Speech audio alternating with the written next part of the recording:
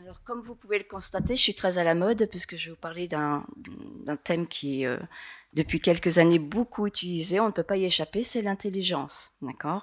Entre l'intelligence, j'ai tests d'intelligence, tout ce qui est HPI, tout ce qui est zèbre, tout ce qui est intelligence émotionnelle. Aujourd'hui, on n'échappe pas à cette intelligence. Moi, je vais vous parler d'une forme d'intelligence qui me tient à cœur, je vous dirais presque à corps. Je vais vous parler de l'intelligence du corps, l'intelligence motrice. Donc, si vous avez des questions, n'hésitez pas. Moi, j'aime bien que les conférences soient interactives. Pour parler de moi, je n'aime pas parler de moi. Je préfère parler de ce que je fais. Donc, je suis intervenante. Je suis ce qu'on appelle coach. Coach en entreprise, c'est-à-dire que j'interviens auprès des personnes pour qu'elles puissent s'équilibrer, trouver un équilibre entre le cœur, le corps et la tête, ce qu'on appelle l'alignement. Je travaille aussi avec des sportifs de haut niveau, comme vous pouvez le constater, que je prépare aux Jeux. Donc là, Paris 2024 approche. J'ai beaucoup d'athlètes qui sont chaud. Donc, le but pour moi, c'est de vraiment faire en sorte que ces fameux alignements, leur cœur, leurs émotions, leur tête et leur corps fonctionnent correctement. Souvent, quand on parle d'intelligence, on se demande, mais oui, mais c'est quoi l'intelligence? Donc, moi, je vous pose la question, c'est quoi l'intelligence? Qu'est-ce que l'intelligence? On l'utilise quasiment tous les jours, ce mot-là. Fait preuve d'intelligence, ah, celui-là, il est intelligent, mon fils est HPI, ma fille est zèbre. On entend tout ça en ce moment. C'est quoi l'intelligence? La créativité, ok. Quoi d'autre? L'adaptation. Oui. Marianne? L'adaptation. Ok. Alors oui, tout ça en fait partie. L'intelligence aujourd'hui, selon les sciences humaines, et la psychologie sociale notamment, quand on parle d'intelligence, on définit ce qu'on appelle les habiletés mentales et cognitives. D'accord? Ces habiletés cognitives et mentales, elles servent à quoi? À nous adapter. En gros, notre corps, notre cerveau sont formatés pour qu'on puisse trouver des solutions, pour qu'on puisse s'adapter. Alors aujourd'hui, être intelligent, c'est être capable de résoudre un problème complexe, par exemple, d'accord? Être intelligent, c'est être capable de raisonner vite. Mais nos ancêtres cueilleurs, chasseurs, être intelligent, c'était quoi, selon vous, à leur époque? Et oui, tout simplement survivre. Survivre comment? En s'adaptant. Mais à partir de quoi? Est-ce qu'ils parlaient comme nous? Est-ce que leur système de communication était aussi élaboré qu'aujourd'hui? Les sensations, les émotions et surtout la lecture principale, la grille de lecture pour eux, c'était le corps. D'accord? Quand ils regardaient, et aujourd'hui vous le trouvez encore dans les peuples primitifs, d'accord? Quand vous regardez une personne, intuitivement, on peut dire « Ah, elle est en bonne santé, elle est en parfaite forme. Ah, elle est joyeuse. Ah, aujourd'hui, tu as l'air fatigué. » D'accord? Donc cette grille de lecture de corps, on l'a perdue au fur et à mesure que, je dirais, la tête a pris sa place, mais la première forme d'intelligence, elle est liée au corps. Donc avec tout ça, le cerveau, qui est quand même l'organe associé à l'intelligence, il sert à quoi notre cerveau? À être intelligent, oui. Mais quoi d'autre? À faire le lien entre tout ça. Mais la première fonction du cerveau, à quoi ça sert? La toute première fonction, Marianne.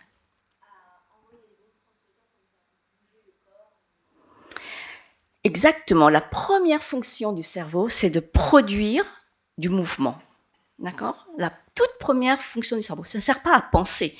On est tous passés sur les bancs de l'école, de l'université, on a entendu Descartes nous dire, ou en tout cas on nous a relaté les propos de Descartes qui disaient « je pense, donc je suis ». Eh bien non, aujourd'hui on sait que Descartes s'est trompé. C'est pas par la pensée que le cerveau s'est construit, c'est par le mouvement que le cerveau s'est construit. D'accord? Donc moi, quand j'ai commencé mes études dans les années 90, bien sûr, on était à fond dans le quotient intellectuel, on était à fond dans Binet, on était à fond dans ces auteurs-là qui valorisaient justement cette fameuse intelligence cognitive. Depuis les fin des années 2000, 2010, on sait, ces auteurs-là le disent, le cerveau, il sert en premier lieu à produire des mouvements adaptables et complexes. D'accord?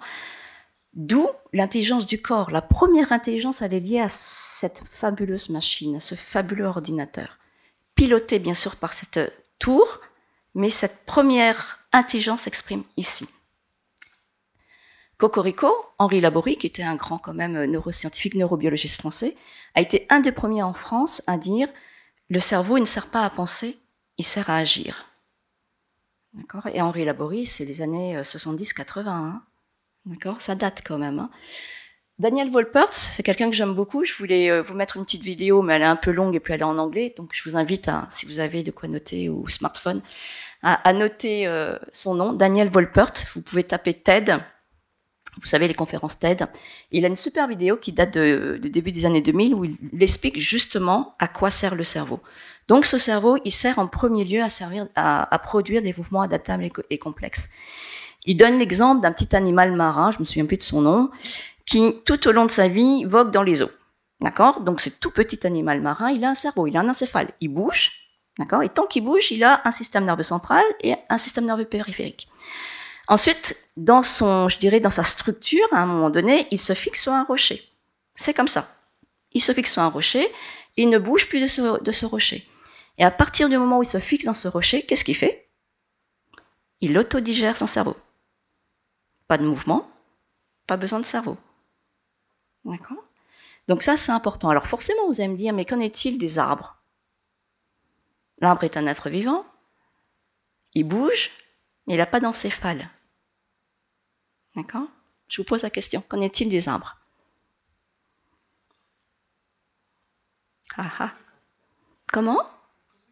Ils communiquent, tout à fait. Ils communiquent principalement par les racines. Mais comme l'arbre n'est pas doué de mouvement, d'accord, il bouge de manière passive. Il bouge parce que le vent fait bouger ses branches, d'accord. Il ne développe pas d'encéphale. Donc, il ne devient pas un animal. À partir du moment où il n'a pas de cerveau, il n'a pas de mouvement, le cerveau, le système nerveux périphérique et central ne peut pas se développer. Donc ça, c'est validé scientifiquement depuis plusieurs décennies déjà. Donc, Daniel Wolpert, sur TED, vous allez voir, il explique très très bien à quoi sert ce fameux cerveau. Moi, ce qui va m'intéresser, ben non, je voulais pas le lancer.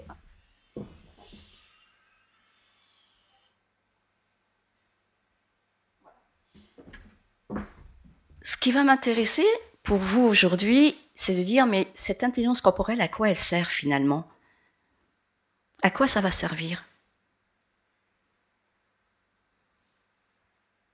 À bouger, mais on bouge pour quoi faire? Pourquoi on bouge aujourd'hui? On se déplace pour vivre, on se déplace à un moment donné pour s'adapter, comme on le disait, on se déplace pour à un moment donné aller chercher des systèmes qui nous permettent de vivre, de bien vivre et nous adapter dans un environnement qui est de plus en plus complexe. D'accord? Donc gardez bien en tête cela quand on parle d'intelligence du corps, quand on parle d'intelligence motrice, c'est par cette intelligence-là que toute notre structure sensorielle et cognitive se construit.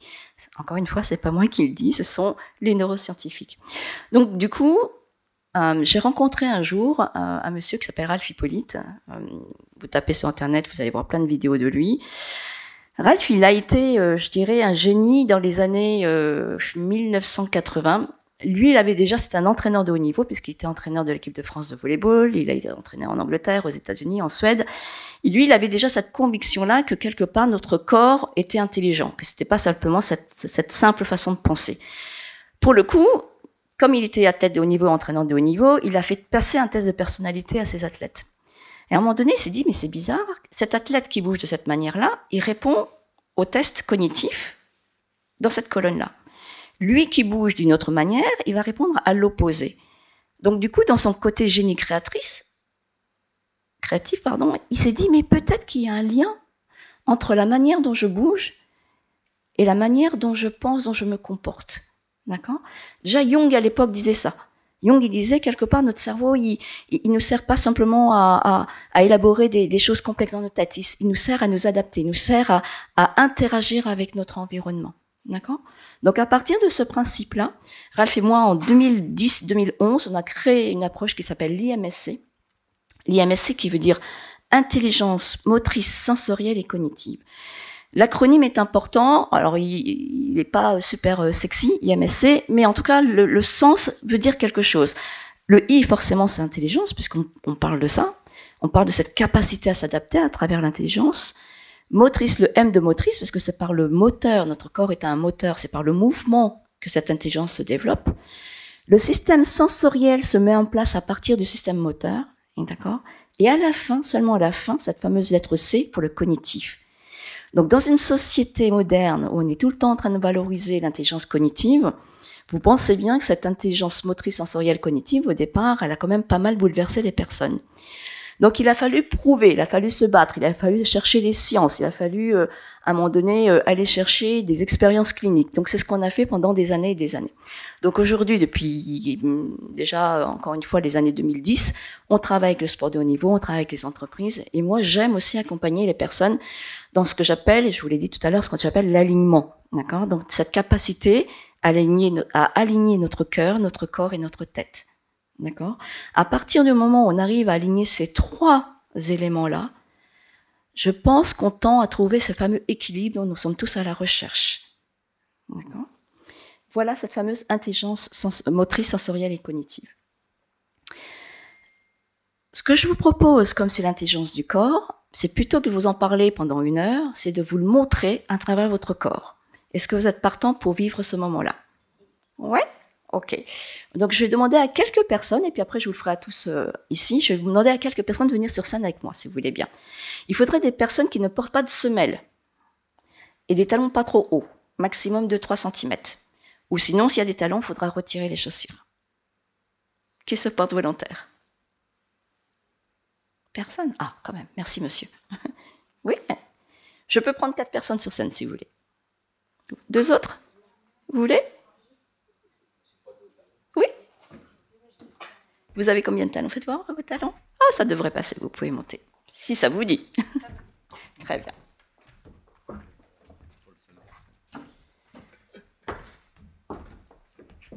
Alors, mettez-vous ici si vous voulez bien. Alors, ce que je vous propose, c'est que vous m'entendez là quand je parle comme ça ? Vous m'entendez ? Je vais peut-être le prendre dans la main.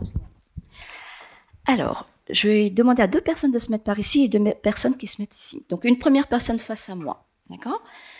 Je vais juste vous donner des consignes de mouvement. Monsieur, si vous voulez bien vous mettre ici. Voilà, des consignes de mouvement. Je ne mets pas de mots derrière, juste des consignes de mouvement. D'accord ? Et puis, je vous demanderai de tenir mon micro, si vous voulez bien, une fois que j'aurai fait les consignes de mouvement. D'accord ? Vous voulez bien ? Merci. Alors, je veux bien que vous mettiez les bras le long du corps, s'il vous plaît. Parfait. Maintenant, vous allez monter 3 fois sur la pointe des pieds. Je vous montre, comme ceci. 1, 2 et 3. Allez-y. 1, 2 et 3. Parfait. Je vais même poser le micro, ça sera plus simple. Ne bougez pas.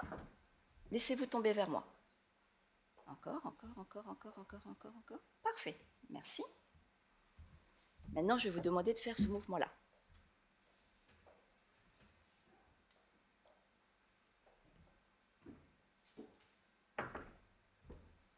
Très bien. Stoppez.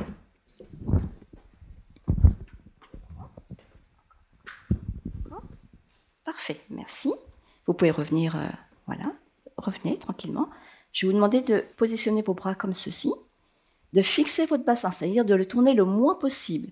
Et ensuite, vous effectuez une rotation au niveau des épaules comme ceci, comme pour regarder derrière vous. Tournez encore un petit peu, voilà, très bien. Regardez le rideau noir derrière vous. Parfait, de l'autre côté maintenant.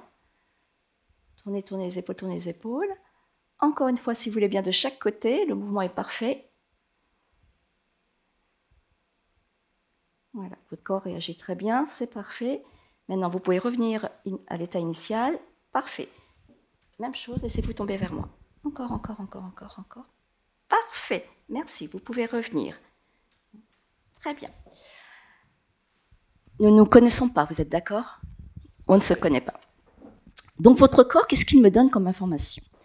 Votre corps me donne comme information que vous aimez bien les challenges. Vous aimez bien vous lancer des défis. Surtout, comment dirais-je, quand on rentre dans une zone, vous êtes à la retraite, vous travaillez toujours ? Depuis 2 mois, c'était compliqué d'arrêter. D'accord. C'est mon problème. D'accord. Alors, dans un contexte professionnel, vous aimez bien vous challenger, vous aimez bien vous exprimer dans un contexte où vous sentez que vous êtes expert, d'accord ? Vous n'aimez pas trop qu'on vienne vous chatouiller sur votre zone d'expertise. Vous n'aimez pas qu'on vienne vous dire que ce que vous faites, c'est pas bien, puisque c'est votre zone d'expertise de toute façon, d'accord ? Donc, le côté se challenger, sentir que ce que vous faites bien. Vous n'aimez pas qu'on vous défie sur quelque chose qui vous tient à cœur. D'accord? Si l'on vous défie, vous allez rentrer dans ce qu'on appelle une compétition. Pas la compétition fight, mais c'est-à-dire que vous allez vous challenger par rapport à vous-même et par rapport à la personne pour asseoir votre territoire, votre expertise à votre territoire. D'accord? Ce que me dit votre corps aussi, c'est que vous avez ce qu'on appelle une motivation profonde qui est très clanique. Les personnes proches de vous. Vous avez besoin que les personnes proches de vous soient en équilibre. Vous n'exprimez pas forcément votre affection, votre amour pour ces personnes-là, mais par contre, vous avez besoin que les personnes proches, qu'on appelle la famille d'âme, elles soient dans l'équilibre.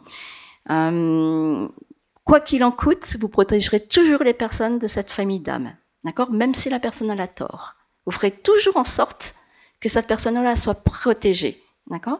Parfois, ça peut vous mettre en dichotomie. Vous pouvez vous dire, ouais, mais bon, peut-être qu'elle n'a pas été tout à fait réglo, etc.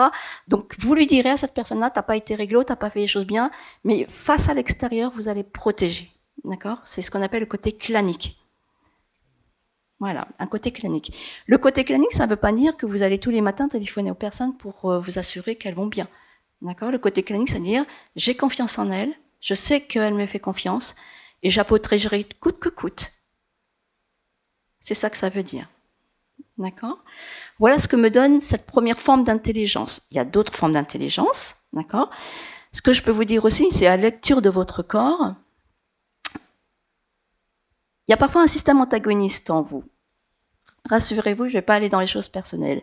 Juste vous dire que de temps en temps, vous êtes pris entre le côté très factuel des choses, le côté très analytique, très scientifique, ce que je vois, ce que j'observe, mais d'un côté, vous êtes tiraillé aussi par ce côté un petit peu, encore une fois, clanique, relationnel, social, faire confiance dans l'émotion et dans ce que l'autre exprime. Voilà. En tout cas, c'est ce qu'exprime votre corps. Je peux vous dire quelque chose. Sur 80%, vous avez dit surtout au début par rapport effectivement à l'expertise, tout ça, tout à fait.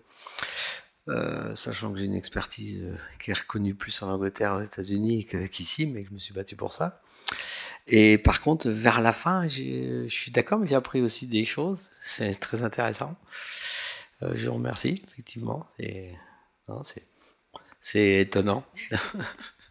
Alors, comme je le dis souvent, il n'y a rien de magique. Hein, c'est le corps qui donne des informations. Et ça reste ce qu'on appelle des préférences comportementales. Pour vous donner un exemple, une préférence, j'aime la glace à la vanille, j'aime la glace au chocolat. Je préfère la glace à la vanille, par exemple, mais je ne vais pas manger que de la glace à la vanille. Ça reste une préférence. Donc, ce que je viens de dire dans vos préférences comportementales, ça reste une préférence, ça reste comme une photo, comme un profil, vous voyez. Donc, heureusement, je ne résume pas votre identité, ce que vous êtes, uniquement à partir de ce que je viens de dire. Sur le plan émotionnel, c'est vrai. Puis j'ai une petite anecdote, j'ai failli rire quand vous m'avez fait faire ça, parce que je suis en éducation de mon pied suite à une opération. J'en ai fait 80 ce matin chez le kiné.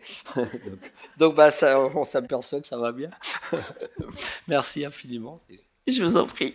Merci, monsieur. À vous.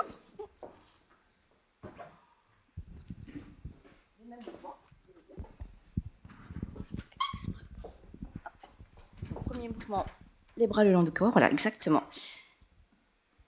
Si vous voulez bien, sans aller sur le talon, vous montez directement, vous retombez directement. Voilà, ça va faciliter ma grille de lecture. Parfait, très bien, merci, c'est bon. Je vais vous demander, vous laissez tomber vers moi, encore. Ouais, très intéressant, super, merci, vous pouvez revenir. Ce mouvement-là, voilà, très bien, parfait, stabilisez. Laissez-vous tomber vers moi, très bien. Est-ce que vous-même, vous sentez la différence au niveau du tonus? Non, vous ne sentez pas? Très bien, vous pouvez revenir. L'autre mouvement, comme ceci. Fixez bien le bassin et tournez, regardez derrière vous. Voilà, parfait. 2 fois de chaque côté, s'il vous plaît. Très bien, relâchez. Laissez-vous tomber vers moi. Encore. Très bien, parfait, merci. Je vais faire autre chose avec vous. Je vais vous demander de reprendre le premier mouvement, les yeux fermés. Et je vous teste les yeux fermés. Vous gardez bien les yeux fermés jusqu'au bout. Parfait. Très bien. Parfait. Gardez les yeux fermés. Laissez-vous tomber vers moi, les yeux fermés. Parfait. Merci. Très bien. Alors, c'est bien. Vous avez ce qu'on appelle des motivations profondes. Je veux bien que vous veniez à côté de moi. Merci. Des motivations profondes différentes de monsieur. Vous concernant, c'est l'analyse avant toute chose, c'est le côté factuel des choses. Vous êtes un peu comme saint Thomas, vous croyez que ce que vous observez, ce qui est un minimum validé, et s'il y a des datas, il y a des chiffres, il y a des statistiques, si la science l'a dit, c'est plutôt rassurant pour vous. Votre deuxième motivation profonde, c'est pareil que monsieur, à savoir l'expertise. Vous aimez bien vous challenger, vous aimez bien vous dépasser, et dans votre champ d'intervention, votre champ d'expression, professionnel ou autre, voilà, vous aimez être reconnu comme faisant partie des meilleurs dans votre spécialité. Si ce n'est pas le meilleur, c'est au moins le meilleur, et si ce n'est pas dans les meilleurs, c'est vous avez besoin d'aller chercher ce sommet quand même. Pas par rapport aux autres, par rapport à vous-même. D'accord? C'est jamais l'image de vous par rapport aux autres, c'est toujours vous. Comment est-ce que vous vous positionnez par rapport aux autres? Vous avez besoin de cette interaction-là et de vous situer, de vous paramétrer. Dans l'expression de votre corps, c'est principalement pareil de l'analyse, une analyse très forte. Plus vous visualisez les processus avant, plus vous êtes capable de passer à l'action, une action directe, une action concrète. Tout ce qui est domaine de l'action, tout ce qui est domaine de l'imaginaire relié à l'action, ça vous parle. D'accord? Par contre, votre imaginaire, vous le partagez pas. Vous avez un profil très introverti, vous n'aimez pas parler de vous, vous n'aimez pas exprimer les choses directement aux personnes. Si vous le faites, c'est vraiment dans un cercle intime. Donc, le côté clanique, c'est pas vous, même si vous aimez cette intelligence sociale, c'est pas, en tout cas, votre première motivation. D'accord? Le tonus postural de votre corps vous amène plutôt à aller chercher le côté plutôt factuel, plutôt scientifique, plutôt data. Voilà. C'est pas faux ce que vous avez dit. Donc c'est un peu juste si c'est pas faux. Comment vous savez ça en fait? Comment vous le voyez? C'est ça la question. C'est votre corps qui me donne ces informations-là. Je vous le montre après, d'accord? Voilà, super.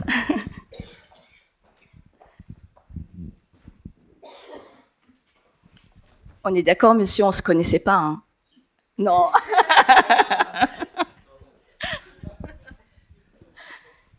Les mêmes mouvements? Donc c'est sur la pointe des pieds. Pointe des pieds, voilà, exactement. 1, 2, 3, parfait. Laissez-vous tomber vers moi, parfait, très bien. Comme ceci. Un tout petit peu plus bas, si vous voulez bien, parfait, voilà. Très bien. Allez-y, oui, très bien, parfait. Le premier mouvement, les yeux fermés.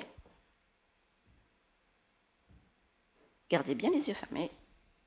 Laissez-vous tomber vers moi. Parfait, merci. On ne se connaît pas. Non. Merci. Alors, ce que me dit votre corps. Votre corps me dit que, à la fois, vous avez besoin d'analyser, comme monsieur.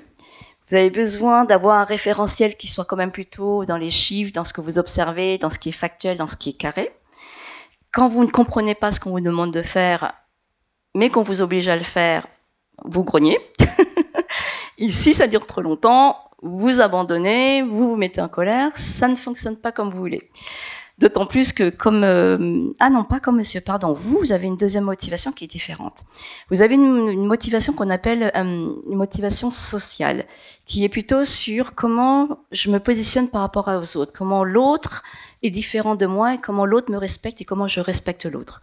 Le lien entre lui et moi, ce besoin de sourire, ce besoin de se reconnaître dans la grande famille des êtres humains et de se respecter en tant qu'être humain. Cette relation sociale est très importante pour vous. Mais vous avez quand même la première qui, de temps en temps, vous emmène dans la tête. La deuxième vous emmène dans le cœur et la première vous emmène dans la tête. Donc, de temps en temps, ça tiraille ensemble. Surtout que quand vous faites les choses, vous êtes impliqué à fond. Vous impliquez votre cœur, votre corps, votre tête, vous y allez à fond. Il n'y a pas de nuance chez vous. Vous ne comprenez pas les personnes qui ne s'impliquent pas comme vous, ce qui peut parfois vous porter préjudice ou en tout cas amener de l'agacement. Vous êtes plutôt à l'aise dans les petits groupes, dans les petits comités. Vous êtes plutôt à l'aise dans ce que je dis, ce que je fais, ça a un impact direct sur l'autre. Les grands groupes, les grandes réunions, ça vous ennuie. Au bout d'un certain temps, vous dites, mais ça sert à quoi tout ça? C'est du bullshit. Vous aimez bien vous adresser à la personne en face à face, en direct. Voilà ce que me dit votre corps. Intéressant. Et c'est juste. Merci. Merci à vous. Parfait. Je vais vous demander, si vous voulez bien, de retirer votre sac à main. C'est parfait. Vous avancez un peu plus vers moi. Merci, Ariane. Le même mouvement. Allez-y. 1, 2, 3. C'est parfait. Stabilisez. Laissez-vous tomber vers moi. Allez-y. Encore, encore, encore, encore, encore. C'est parfait. Vous pouvez relâcher, revenir. Très bien. Faites ceci, ce mouvement-là. Alors, descendez bien comme si votre main voulait toucher le genou. Très bien. L'autre côté maintenant. Encore une fois, que je lise bien votre corps. Parfait. Stabilisez. Venez vers moi. Très bien. Maintenant, je vais vous demander de faire ce mouvement-là. Fixez un maximum votre bassin. Voilà. Et tournez-vous pour regarder derrière vous en fixant un maximum votre bassin. Allez-y. De l'autre côté maintenant. Encore l'autre côté. Et une dernière fois de l'autre côté. Très bien. Relâchez. Laissez-vous tomber vers moi. Intéressant. Je vais vous faire un autre mouvement. Revenez. Alors, ce dernier mouvement, je vais vous demander à partir du bassin de reculer le bassin jusqu'à ce que votre regard tombe au niveau de la pointe de vos chaussures et ensuite de pousser votre bassin vers l'avant jusqu'à ce que votre regard aille vers le plafond. Vous faites ce mouvement 3 fois. Bien à partir du bassin, reculez et avancez. Rapprochement mes pieds, c'est ça? Exactement. Allez-y. Okay. Penchez bien, cassez votre bassin. Voilà, très bien. Et maintenant l'inverse. Propulsez votre bassin vers l'avant. Très bien. Et encore une deuxième fois ce mouvement, que votre corps s'installe bien. C'est parfait. Stabilisez. Laissez-vous tomber vers moi. Parfait, très bien. Merci. Je veux bien que vous répétiez ce mouvement, les yeux fermés, et vous revenez les yeux fermés. Je vous teste les yeux fermés. Allez-y. Voilà, encore une fois. Parfait. Laissez-vous tomber vers moi, les yeux fermés. Allez-y, allez-y. Parfait, très bien, vous pouvez revenir. Merci. On ne se connaît pas? Je suis pas sûre. C'est vrai? Dans une autre vie ou dans cette vie? Peut-être dans une autre vie, certainement d'ailleurs. Alors, ce que me dit votre corps? Votre corps me dit que vous avez une vie intérieure très très forte. Que je dirais même que c'est votre vie principale, cette vie intérieure. Que votre imaginaire vous amène à aller au-delà de ce monde-là qui se passe autour de nous. Voilà. Vous avez besoin à un moment donné que les choses aillent dans l'action concrète. Vous ne voulez pas vous contenter que cette richesse intérieure que vous avez, cette projection intérieure que vous avez, reste là à l'intérieur. Donc vous avez besoin de le mettre au service de l'extérieur.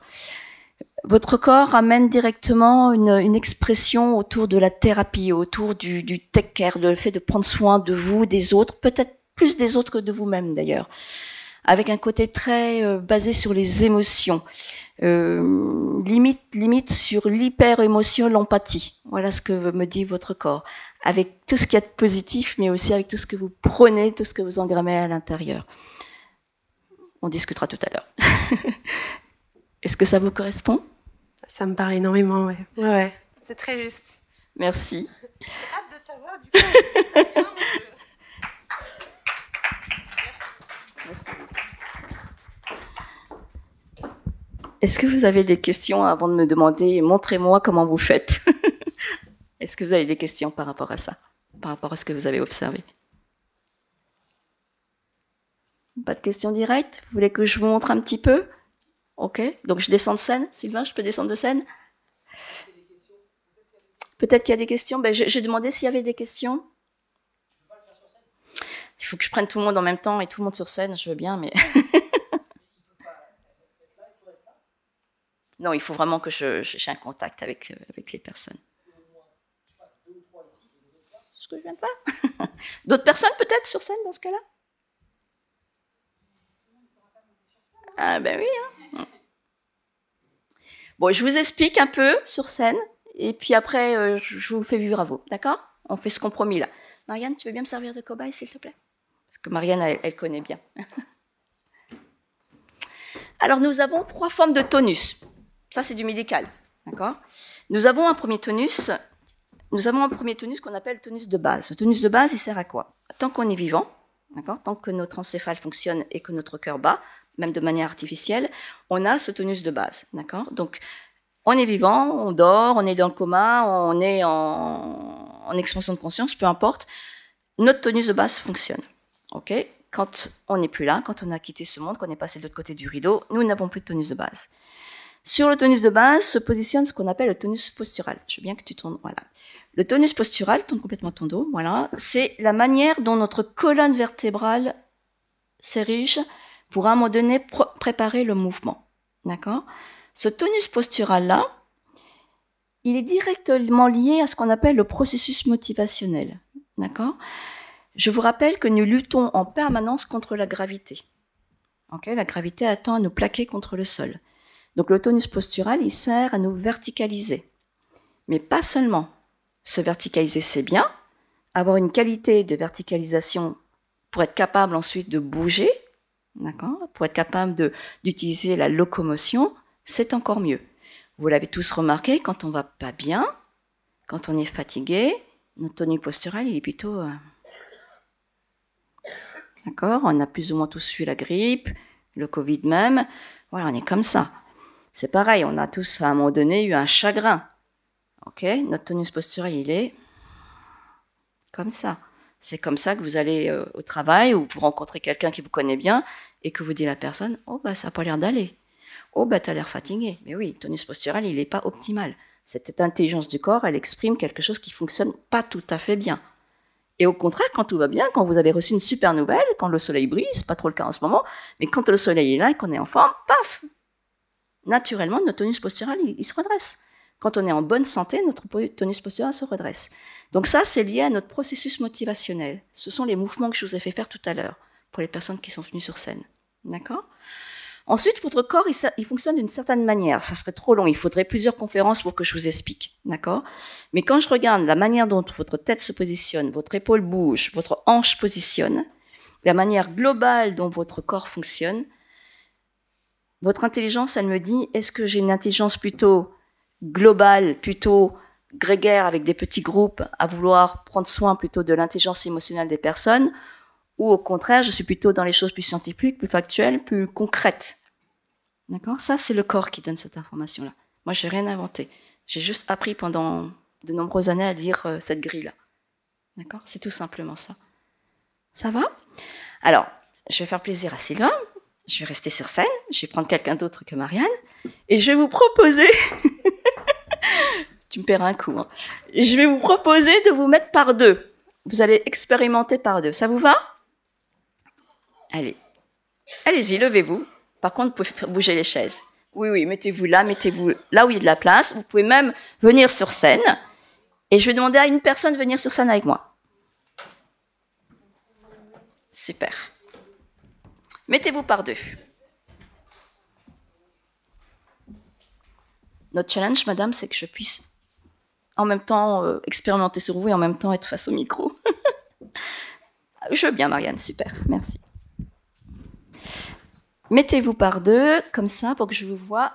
Si vous voulez bien vous mettre tous par ici, parce que difficilement je peux regarder là et là en même temps. Super. Magnifique. Alors moi, j'ai ma manière de tester, parce que ça fait des années que je fais ça, c'est mon métier, d'accord? Moi, je vais vous montrer une autre manière de tester qui soit plus facile pour vous. Donc vous avez vu, madame, moi, quand je teste, ici, comme ça, c'est bien? Vous me voyez là? Ok, super. Donc quand moi je teste la personne, je mets mes mains ici, mais ça, c'est assez compliqué à lire, d'accord? Donc vous, quand vous allez tester, je vous invite à faire plutôt ça. Tendez les bras, voilà. Vous attrapez, voyez la personne comme ça, au niveau des mains. Vous verrouillez son poignet, faire en sorte que le reste de vos doigts soit ainsi. Et vous testez la personne comme ça. Laissez-vous tomber vers moi. Bras tendus. Allez-y. Laissez-vous, voilà, comme ça. Exactement. D'accord? Et vous regardez si la personne est capable de générer cette pression entre vos mains, tout en gardant la colonne bien droite. Ok? Ça va pour vous? Si à un moment donné, on inverse les rôles, c'est vous qui me testez, d'accord? Et c'est moi votre cobaye.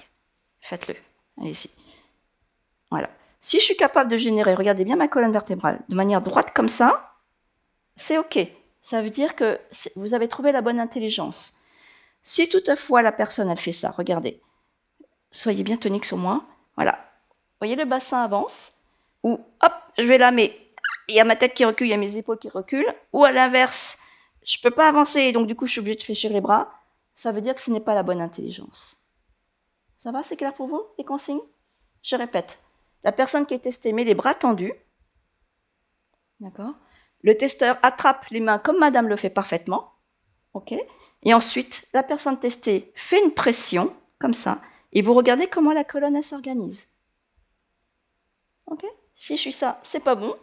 Si je fais ça, c'est pas bon. Il faut que ma colonne, elle reste bien droite et que je sois capable de générer. Les bras tendus toujours. Oui?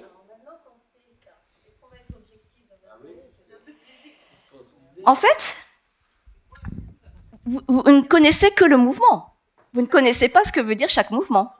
Nous sommes d'accord? Donc là, c'est pour ça que je ne vous ai pas encore biaisé cognitivement parlant. Je ne vous ai pas encore dit à quoi correspond chaque mouvement. Donc vous allez d'abord me détecter quel est le bon mouvement chez chaque personne. D'accord? Et après, je vais vous dire à quoi correspond chaque mouvement. Ça va? C'est clair pour vous? Et c'est les 3 mouvements que je vous ai fait faire tout à l'heure. 1, 2, 3, ça c'est le premier mouvement. D'accord? Le deuxième mouvement, c'est flexion latérale, comme ceci. D'accord? Le troisième mouvement, je mets les bras croisés, je fixe mon bassin et je me tourne comme si je voulais regarder derrière moi 2 fois de chaque côté. D'accord? Voilà. Et ensuite, vous lisez ce qui se passe. Ok? On essaie de repérer, c'est comment se place la colonne vertébrale. Exactement. Et ensuite, vous demandez à la personne de tendre ses bras. D'accord? Vous attrapez les mains telles que je vous l'ai montré. Et vous voyez comment la colonne, elle s'organise. Ok? Alors, ça fait des années que je fais ça. Là, vous expérimentez. C'est un jeu. On joue ensemble. Nous sommes d'accord? Si vous avez un doute à un moment donné à la pause, une fois que j'aurai l'autorisation de descendre, j'irai vérifier auprès de vous. D'accord? Ça vous va? On joue comme ça? Allez, c'est parti. Vous vous souvenez des mouvements? Je vous rappelle le premier mouvement, hein, c'est 1, 2, 3. D'accord? Peut-être qu'on va le faire ensemble. Faites faire à la personne que vous testez le premier mouvement. 1, 2, 3. Voilà, une fois qu'elle a fait ces 3 mouvements, elle vous tend les bras, tendez les bras, vous attrapez comme ça, et exercez la pression vers moi. Allez-y, encore. Parfait, votre colonne est droite, tout va bien. Comme ceci, flexion latérale. Voilà. Encore. Très bien, stabilisez. Tendez les bras, tendez complètement. Allez-y. Hop là, vous avez vu la différence? Comment votre corps est parti à l'arrière? Ok. Comme ceci. Fixez votre bassin. Regardez bien derrière vous. Voilà. Encore. Très bien, stabilisez. Lâchez.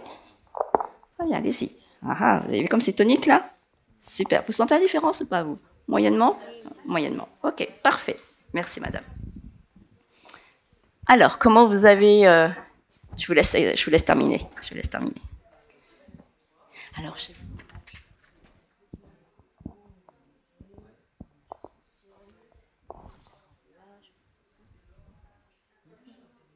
Les personnes qui veulent échanger et parler, tout simplement, demandez le micro. Levez la main.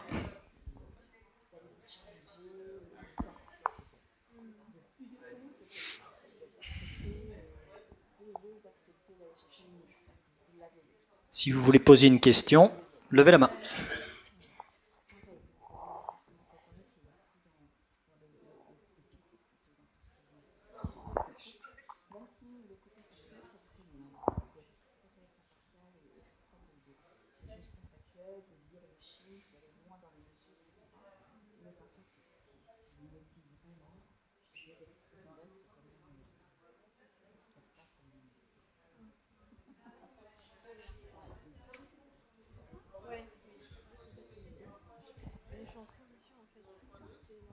Il faut pas sans plier les bras.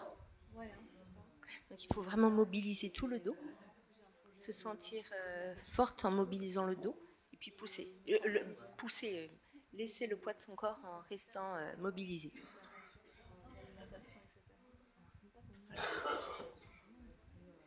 Voilà. Et après, il faut tester autre chose pour voir si elle réagit de la même façon. Et là, vous allez peut-être voir qu'il y a une différence dans sa façon d'agir. Alors, vous avez vu une différence entre les deux? La première, tu m'as littéralement poussé. Alors, c'est pas ça qu'il faut voir, parce qu'elle est capable. En fait, il faut voir qu'elle est capable de retenir.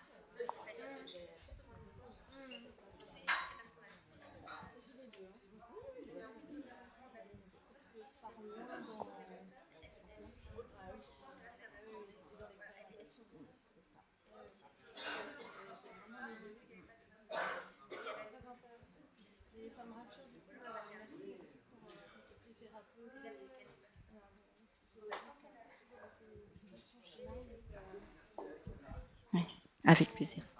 Merci, avec plaisir. Alors, c'est bon, merci. Comment ça se passe, ce petit jeu? Ok. Dans votre binôme, donc vous avez retrouvé les mêmes mouvements? Parce que vous avez fonctionné ensemble et on l'a fait ensemble. Donc vous avez retrouvé les mêmes mouvements? D'accord. Quel est le mouvement qui vous a parlé pour monsieur?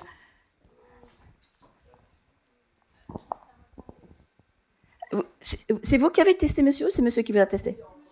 D'accord. Alors dites-moi quel est le mouvement que vous avez trouvé pour lui. Moi, il m'a semblé que le mouvement où il était le plus aligné, on va dire, c'était à la toute fin quand on a retesté. C'est ça. Bras tendus. C'est ça. Bravo. C'est ce mouvement-là qui lui correspond. Tout à fait. Et pour madame, qu'est-ce que vous avez trouvé? Idem, c'est vraiment le dernier. Ouais. Oui, dernier. exactement. Ouais. Bravo. Pour vous, mesdames. Tiens, Marianne, mesdames, vous avez rien trouvé? Est-ce que vous voulez venir avec moi pour le coup? Non? D'accord. Oui, moi, je veux bien. Très bien, venez, je vous en prie, avec plaisir. Tu tiens mon micro? Très bien. Parfait, merci. Alors, premier mouvement, pointe des pieds, 3 fois s'il vous plaît. Très bien, descendez, parfait. Voilà, votre corps s'est déjà positionné. J'ai déjà la grille de lecture. Parfait. Allez-y, venez vers moi. Encore. Parfait, merci. Alors maintenant, je vais vous demander de faire flexion latérale 2 fois. Voilà, très bien. 1 fois. Voilà, encore une 2e fois de chaque côté. Parfait, très bien. Stabilisez. Laissez-vous tomber vers moi. Parfait, très bien. Écartez un peu plus les pieds, s'il vous plaît. Mettez vos bras comme ceci et regardez derrière vous. C'est bon, j'ai ma réponse. Merci, madame. Alors, vous concernant,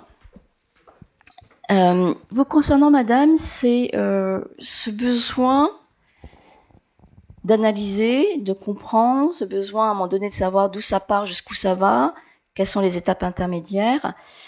Par contre, alors il n'y a pas de par contre, pardon, je réfléchis en même temps. Et en même temps, vous avez besoin d'aller chercher cette intelligence sociale, ce besoin de se faire plaisir, de faire plaisir aux autres. Mais il ne faut pas qu'on vous la raconte quand même. Vous savez où vous allez, votre corps il exprime une chose de manière très clairement. L'extraversion chez vous est très marquée, c'est-à-dire que vous savez vous positionner, vous savez aligner votre cœur, votre corps et votre tête. Et quand c'est non, c'est non. Faut pas qu'on vous la raconte. Voilà. Un lien social très fort avec l'autre, mais pareil, plutôt dans un côté, généralement on appelle ça la meute. Dans une meute, vous êtes quand même plutôt leader. Voilà. Voilà ce qu'exprime votre corps. Est-ce que vous y retrouvez? Tout à fait. Merci.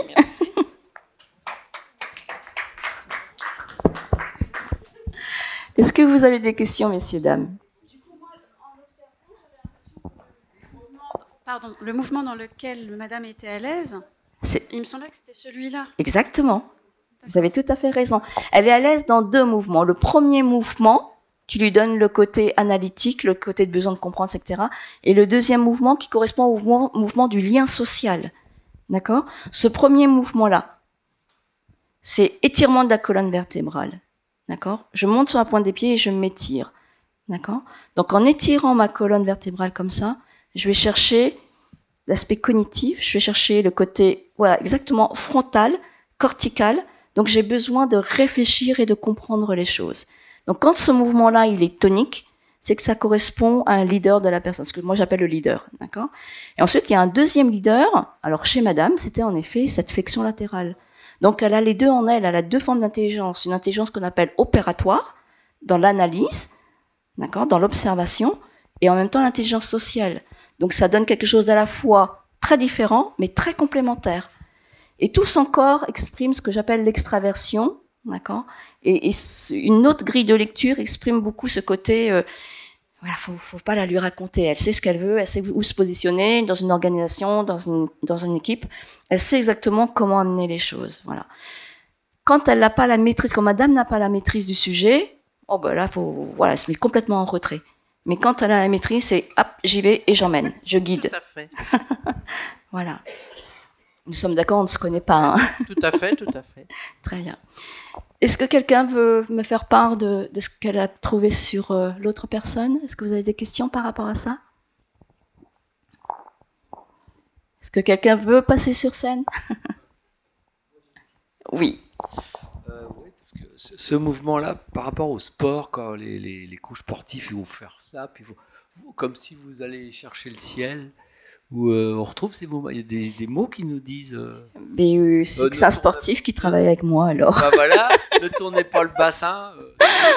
Alors, le mouvement naturel, spontanément, que font la plupart des athlètes, c'est le mouvement de la compétition, d'accord, ce mouvement-là. Ah oui. D'accord.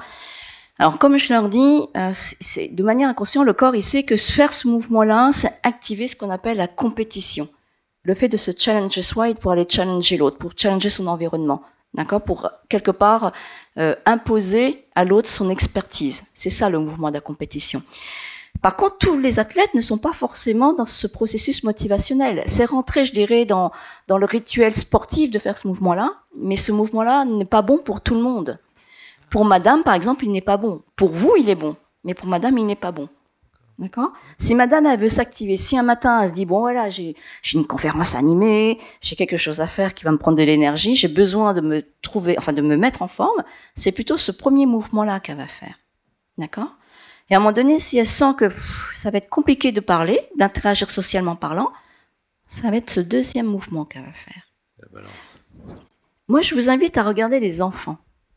D'accord? Quand l'enfant est très occupé dans son jeu, et qu'à un moment donné, vous lui dites, Paul, va ranger ta chambre. Il est toujours très occupé à faire ses petits jeux. Et à un moment donné, vous vous appelez Paul, hop, qu'est-ce qu'il fait? Premier mouvement qu'il va faire, c'est hop, il va étirer sa colonne vertébrale. D'accord? Pourquoi il fait ça? Parce qu'il a besoin de comprendre. Il a entendu que vous l'appelez, il a besoin de comprendre qu'est-ce qui se passe.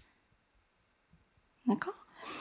Ce même Paul qui sait très bien qu'il ne faut pas manger des bonbons après 17h, quand il a vraiment très très envie d'un bonbon et qu'il va voir sa maman, ce petit Paul, il va faire quoi? Maman, Oui, c'est vrai. j'aimerais bien avoir un bonbon, s'il te plaît. Naturellement, il va faire ça. Il n'y a pas quelqu'un qui lui a dit, quand tu fais ça, tu rentres en lien social avec la personne à qui tu t'adresses. Naturellement, il va faire ce mouvement. Le corps va aller chercher ce mouvement. Et on l'a dit tout à l'heure, naturellement, pour aller chercher le combat, pour aller chercher la compétition, on fait ce mouvement de rotation d'épaule. Madame, je vous ai fait faire un autre mouvement. C'est un processus motivationnel qu'on n'en trouve pas beaucoup. J'ignore pourquoi, la science ignore pourquoi, mais c'est comme ça. C'est le mouvement de la projection, d'accord? Ce besoin d'aller chercher à reculer le bassin et à l'avancer. Le but de reculer, d'avancer le bassin, c'est de poser le regard à l'intérieur de soi et ensuite d'élever son regard vers le ciel. Peu importe les religions, vous regardez dans le processus de prière, dans la recherche du sacré, vous avez toujours ce mouvement-là. Peu importe les religions. Regardez bien toutes les formes de prière dans toutes les religions, toutes les formes de méditation, vous avez ce mouvement-là. D'accord? Puisque c'est un mouvement qui nous ramène à l'intérieur de soi, à aller chercher notre sacré, et ensuite aller chercher le sacré là-haut. D'accord? Voilà, je pense que nous avons fait tous les processus, tous les mouvements. Est-ce que vous avez des questions à me poser par rapport à ça? Éventuellement, moi j'aimerais poser une question. Oui. Qu'est-ce qui s'active pour déterminer la motivation profonde et pourquoi est-ce qu'on doit faire tel ou tel geste? Qu'est-ce qui s'active dans le corps? Alors, je ne vais pas vous faire un cours de neurosciences ce soir. Je vais tout simplement vous dire que notre cerveau, c'est un schéma chimique électrique. Vous êtes d'accord? D'accord? Quand vous lui envoyez une information, c'est une information électrique. Effectuer un mouvement, entendre, sentir. Et ce schéma électrique va enclencher le schéma chimique du cerveau. D'accord? Il va libérer les neurotransmetteurs. Donc, quand tu actives les bons mouvements, tu envoies le bon signal qui libère la bonne dose de neurotransmetteurs pour préparer le tonus postural optimal pour que la personne puisse ensuite agir, interagir avec son environnement.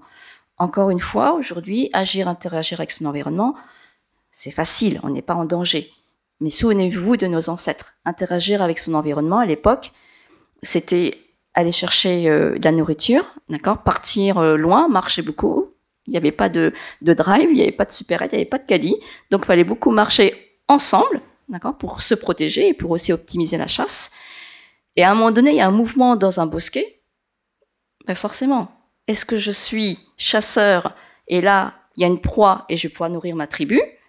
Ou est-ce que derrière ce mouvement, je suis la proie d'un animal sauvage qui va nourrir sa tribu? Donc la lecture du mouvement du vivant fait partie, je dirais, depuis la nuit des temps, du système humain. On l'a juste oublié grâce à ou à cause de toutes ces intelligences et ces nouvelles technologies.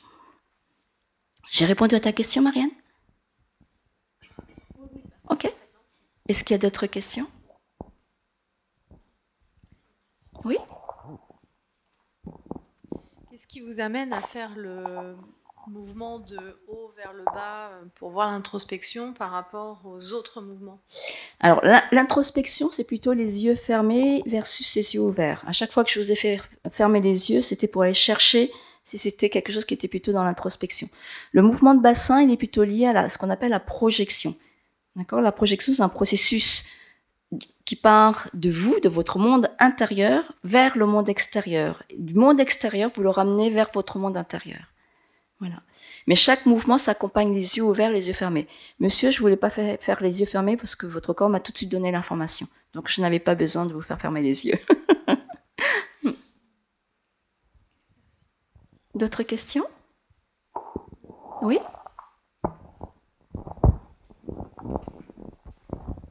Du coup, j'imagine qu'il y a des moyens de rééduquer des aspects de notre personnalité ou des engagements qu'on a du mal à tenir, à avoir, à aller au bout. Est-ce que du coup, il peut y avoir des programmes, entre guillemets, corporels qu'on peut faire chez soi pour voilà, aboutir ce qu'on a besoin d'aboutir ou des choses Tout à comme ça. fait. Alors, quand je travaille avec les sportifs de haut niveau ou avec les top managers, c'est ce que je leur dis. En fait, cet outil-là, il sert qu'à une chose, c'est mieux se connaître. D'accord? Ma thématique, c'est mieux se connaître pour mieux performer. Alors, il est important de remettre le mot performer dans le contexte. D'accord? Performer, ça veut pas dire je gagne plein d'argent et je vais écraser tout le monde. D'accord? Performer, c'est exprimer la meilleure version de soi. C'est aller chercher notre top niveau à nous, notre niveau olympique intrinsèque à chaque individu. Je pense que nous aspirons tous à la même chose, peu importe où on est, peu importe le genre, peu importe notre âge, nous aspirons tous à un moment donné à exprimer le meilleur de nous. D'accord? Donc, quand j'accompagne les personnes, c'est toujours dans cet objectif-là, d'aller exprimer le meilleur de votre potentiel. Donc oui, à partir du moment où vous connaissez votre grille de lecture, que vous savez comment votre corps fonctionne, eh bien, il est important, moi, tous les matins, quand je sens que je suis fatiguée, je mets en place mon processus. Vous voyez? C'est installé dans ma routine. Je peux pas, à un moment donné, dire aux personnes, bah, toi, t'es bon quand tu fais ça, et moi-même ne pas l'appliquer.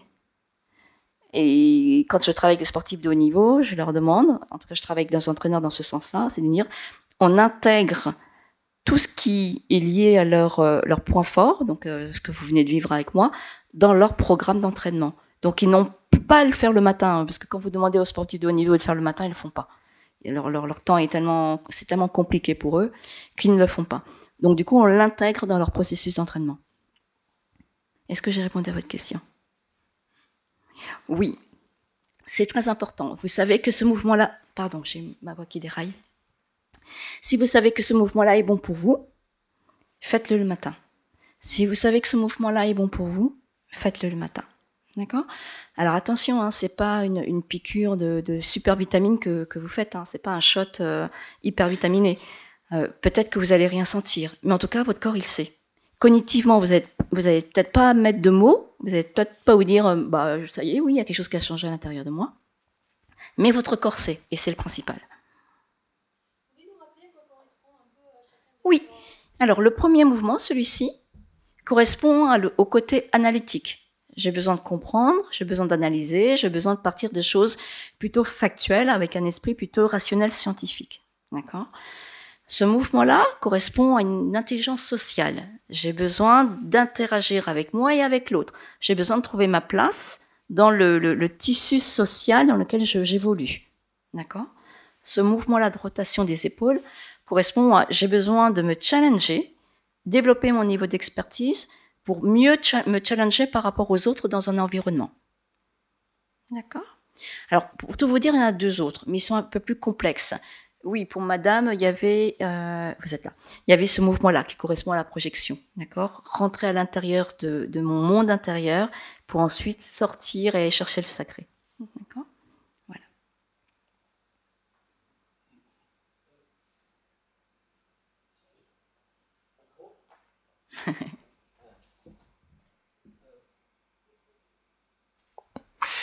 Dans quelle mesure le culturel intervient? Parce que je pense souvent aux Indiens d'Inde qui sont toujours en train de donner l'idée de la tête pour faire oui, non, peut-être, jamais, toujours à faire ça.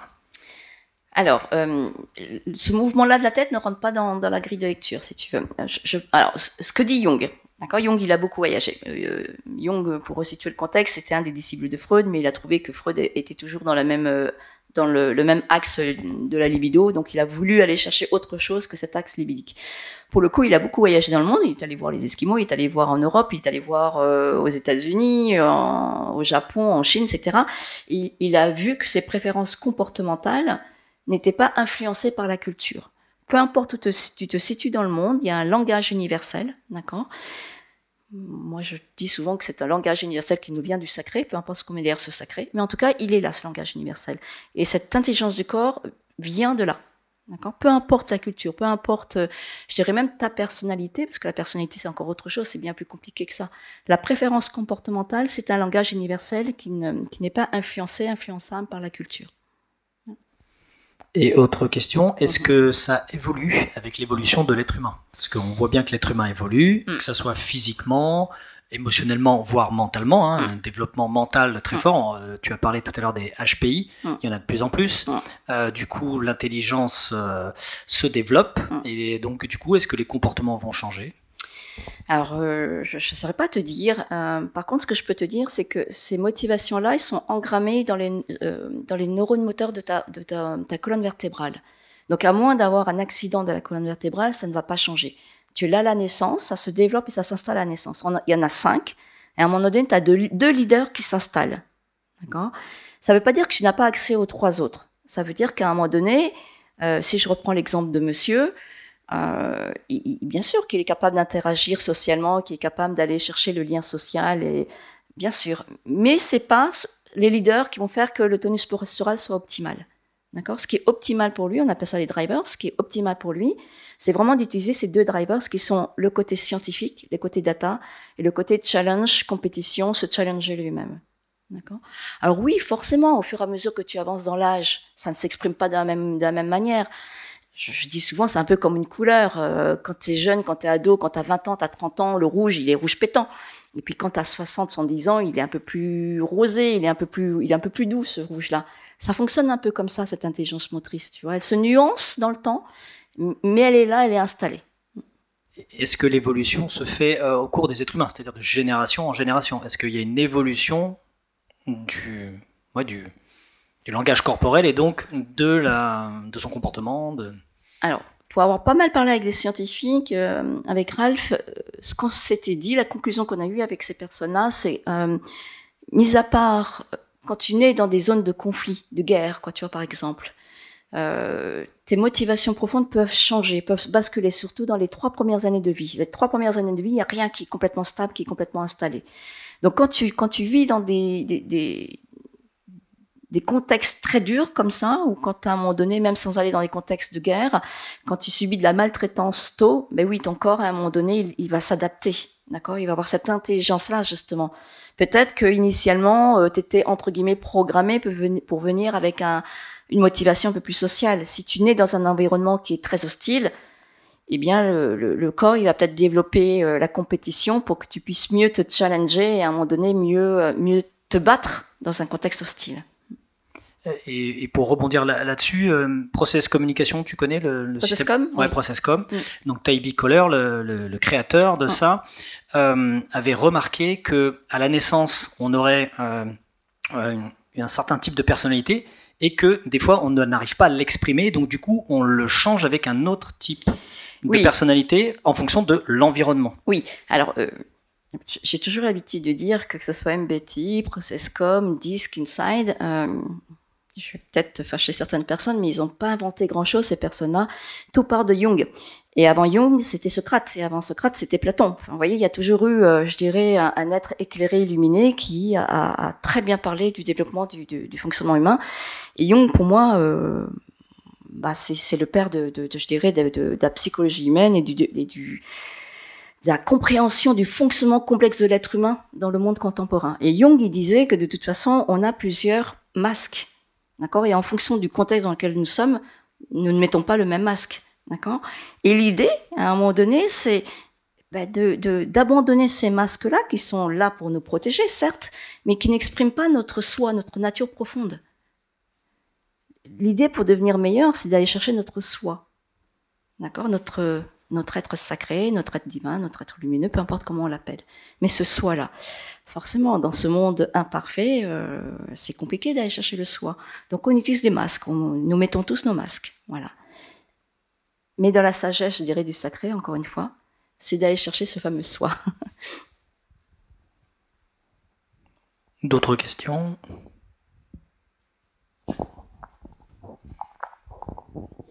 Oui, vous avez parlé des 5 états de l'intelligence. Donc il y a le challenge. Alors 5 processus motivationnels qui sont liés à cette intelligence motrice. Donc il y a la compréhension, la première, compréhension, ensuite relation, ensuite compétition. Il y a l'ancrage, ce que je disais de monsieur, le côté grégaire. Et ensuite la projection. Oui, c'est par rapport à l'alignement. Donc j'ai été des fois dans ma vie aligné. Là, je sais pas. Comment on peut faire pour devenir aligné Je n'ai pas de recette magique, malheureusement. Déjà, j'ai travaillé la cause. Rendez-vous. Déjà, rechercher la cause de ce désalignement. Vous savez, vous avez pu le constater, je suis quand même teintée plutôt asiatique, et chez nous, on traite pas les symptômes, on traite les causes, d'accord ? Donc, aller chercher la cause, je pense que c'est primordial. Et une fois que la cause est trouvée, vous m'appelez.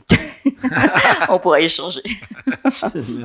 Mais en tout cas, faire ces mouvements-là vont vous faire du bien, d'accord ? Je pense, ouais. Sans y mettre une conscience dingue, vous voyez, encore une fois, on n'est pas dans le cognitif, là. On est vraiment dans l'intelligence corporelle, l'intelligence motrice. Votre corps, il sait. Et de temps en temps, mettre son cerveau de côté, entre guillemets, c'est bien. En tout cas, pas toujours chercher à trouver une explication cognitive à tout, et juste ressentir cet alignement cœur, corps, tête, je pense que c'est important. Non, mais de toute façon, je suis complètement d'accord avec vous, parce que des fois, on cherche toujours le pourquoi. Moi j'ai ma thérapeute, elle m'a fait dégonfler mon pied qui était hyper enflé 2 mois après l'opération toujours, et les autres ça marchait pas, ça marchait avec elle, et elle sait pas comment ça marche et tout. Voilà, faut pas toujours se poser des questions. Vous avez bien raison là-dessus. Et puis sinon, c'est vrai que moi on aurait dû se voir avant, parce que chez le kiné ça fait 3 semaines que j'y vais à faire ces mouvements là, je les aurais fait différemment. Est-ce qu'il y a d'autres questions ?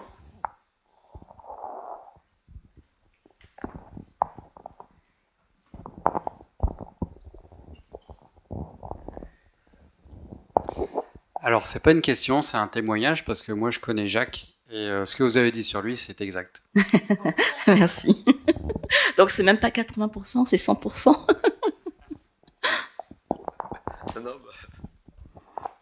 Rien à rajouter. Pas d'autres questions ? Non ? Écoutez, s'il n'y a pas d'autres questions, je vous remercie beaucoup. Oui.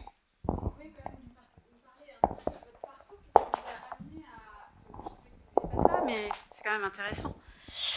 La genèse, en fait, qu'est-ce qui vous a amené à ça ? C'est quoi cet intérêt pour le corps ? Il vient d'où, en fait ? Elle vient d'où ? Peut-être d'une autre vie. En tout cas, elle vient d'un constat pendant des années où je me sentais pas à ma place, où je savais que ce qui m'intéressait, c'était d'accompagner des êtres humains, de contribuer justement à ce que je disais tout à l'heure, à la recherche de la performance, l'efficience, mais dans le bon sens du terme, vous voyez. Donc j'ai fait des études de psychologie dans les années 90, fac de psycho. Alors je sais pas si ça a changé depuis, mais c'était très compliqué pour moi, puisque ma tête elle était pas là. Ma tête a été branchée ailleurs. Donc j'étais dans un amphithéâtre avec beaucoup de monde et tout ça. Donc j'ai été jusqu'à la licence. Et puis j'ai voulu chercher encore une fois des outils, des approches. Je me suis formée à la PNL, à l'EMDR, à l'analyse transactionnelle, à l'hypnose. Mais tout ça, c'était bien. J'étais super contente à chaque fois. Mais je me suis dit, non, c'est pas ça. Donc, à un moment donné, il faut payer les factures. Donc, j'ai travaillé pour l'ANPE à l'époque, en me disant, chouette, je vais aider les êtres humains.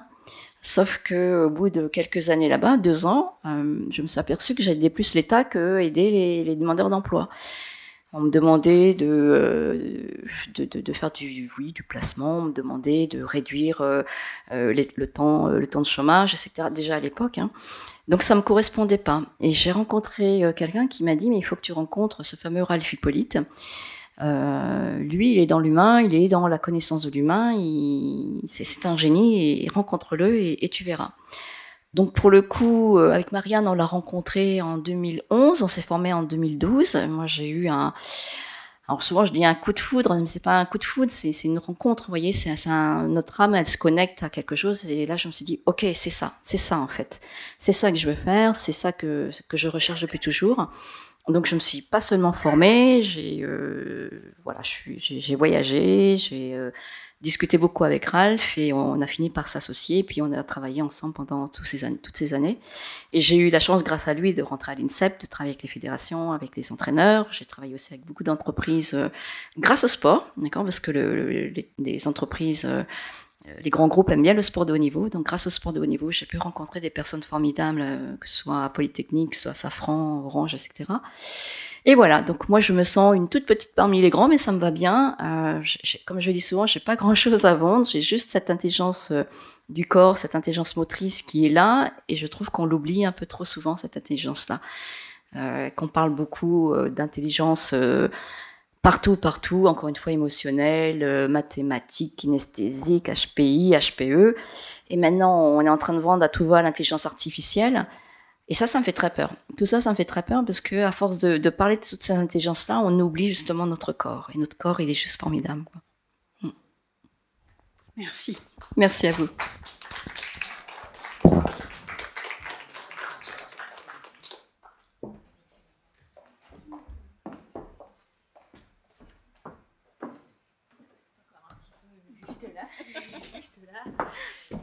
Merci, c'était juste le mot de la conclusion. Merci, Johan, pour cette grande intelligence humaine et cet amour qui est passé là et qu'on a bien senti là. Merci d'avoir accepté de répondre à ces questions. Merci à vous. On se retrouve autour du bar pour un verre et grignoter quelques petites choses. Et vous pourrez continuer à discuter avec Johan. Voilà. Merci, Johan.